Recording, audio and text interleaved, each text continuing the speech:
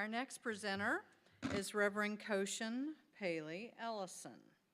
And Koshin is the senior Zen Buddhist monk, Dharma teacher, and Jungian psychotherapist at the New York Zen Center for Contemplative Care, which is the first Buddhist organization to offer fully accredited chaplaincy training in the United States.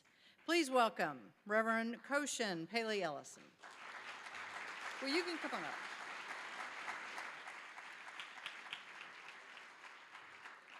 All right, so we have another clicker question. How many times a day do you stop and reflect? A, never, B, 1 to 2 times, C, 3 to 5, and D, throughout the day. All right, let's see what we got here. Let's close the polling. We have D as the highest one throughout the day. Is that throughout the day? Okay. 4% say, I forget all the answers. Hold on. Never. Okay, 1 to 2 times and then 3 to 5 times. Okay. All right. So most of us throughout the day. All right. The next question. Sorry. Okay. When you experience your imperfection, how would you describe your attitude toward yourself most often? A, judgmental, B, shaming, C, open, and D, curious. When you experience imperfection.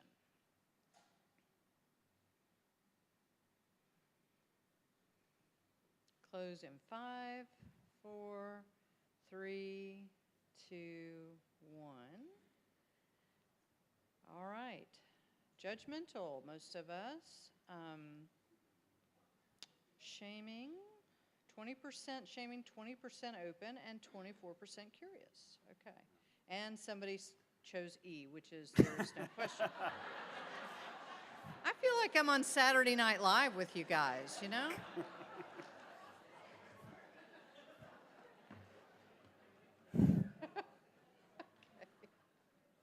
I love this group. Okay, Koshin, you're up. Thank you. So let's just take a moment. What would a Buddhist do without a bell? So if we all could just sit up straight in your chair for a moment. And maybe take a moment even to experience your body. Remember those?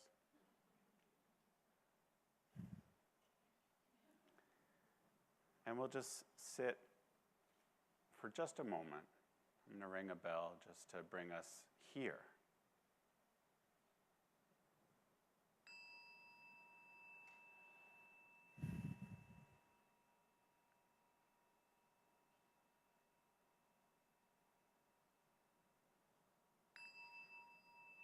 Thank you. So what I wanted to talk with you this afternoon about, it's such a pleasure to be here, is first of all my love for this work. How much I love working with students and how much I learn about my own mind, how much I learn about relationship, and how much I struggle. And one of the things that I've been studying this year in myself and with my students is generosity. And generosity very often, I think, is this sense of we understand it as what we're giving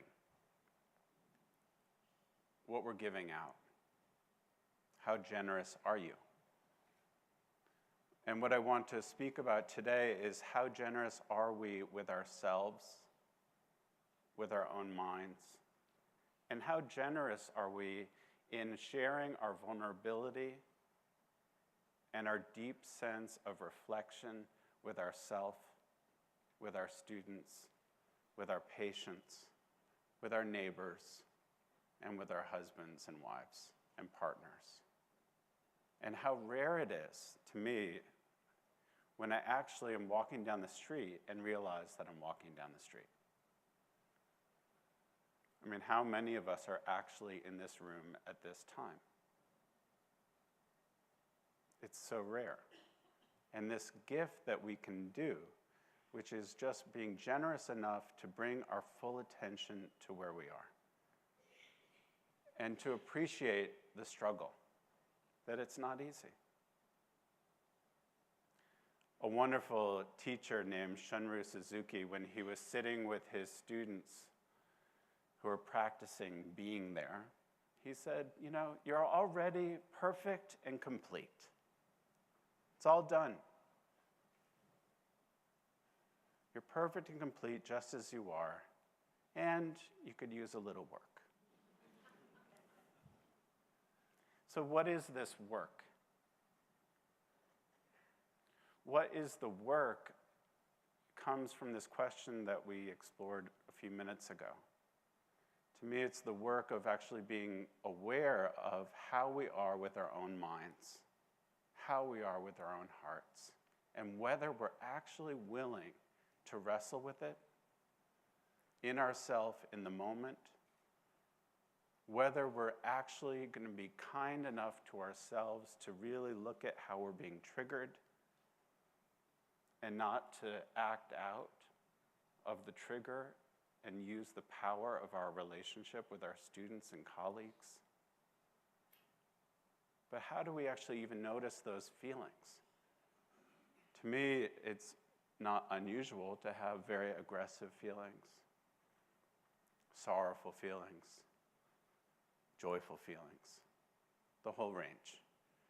And to me, one of the parts of our practice of this incredible work of CPE is that we have the opportunity to be fully present and welcome it all.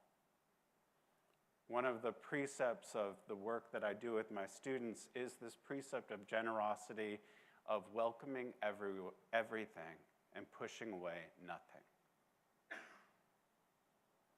Easy to say. Easy to say. One of the challenges is to reflect on how we work.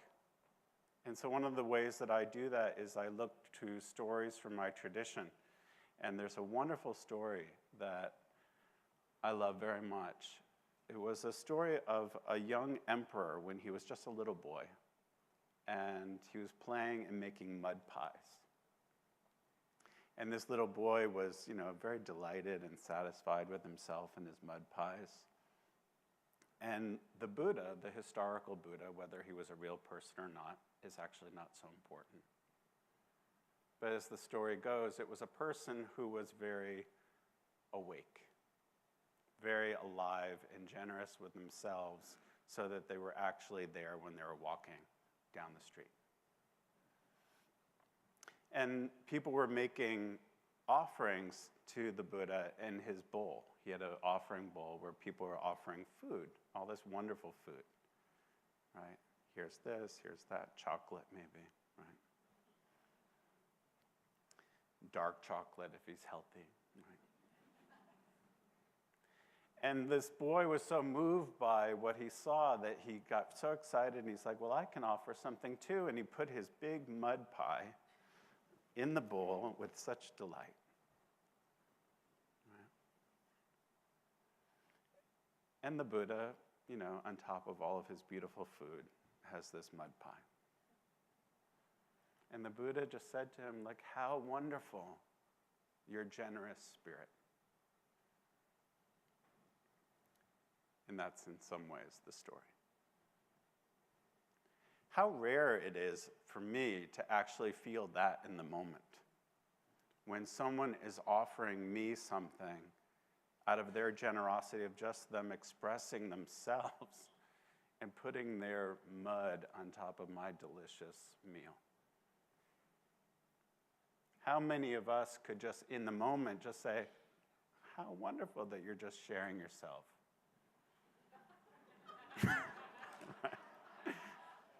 How delightful, right? Please put more mud on my fettuccine, But in many ways, as we know in this work, we all know this, right? is that this work is constantly like that. We think it's kind of going well. Our unit is moving, the students are exploring, they're being vulnerable, they're being open.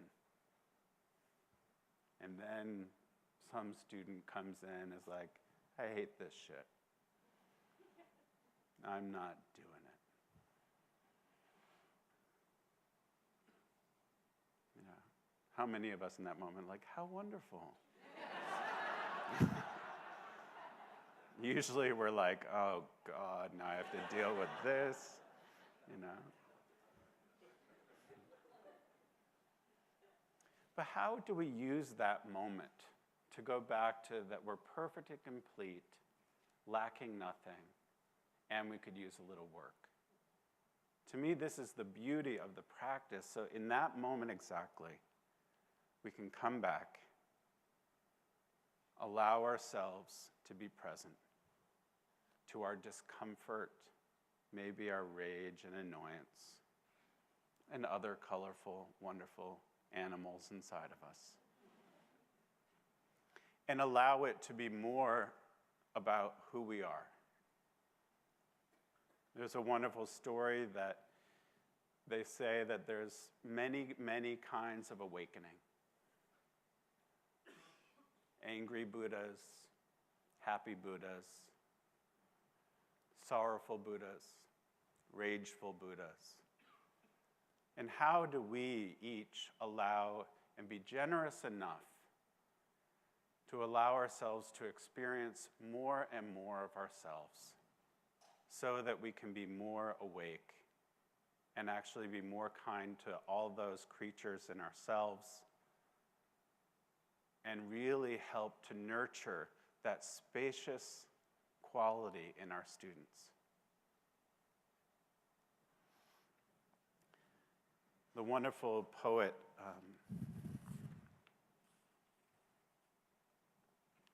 Rilke says this: whoever you are, some evening, take a step out of your house, which we all know so well. Enormous space is right there beyond your house, beyond our conditioning, beyond what we know. Enormous space. So to me, the joy of this work is realizing that we can do this work, to realize that we're perfect and complete with all of our creatures, with all of our craziness, and really stay in relationship in the most generous and thoughtful way. And may we each find and keep stepping into this enormous space that is always available to us. Thank you.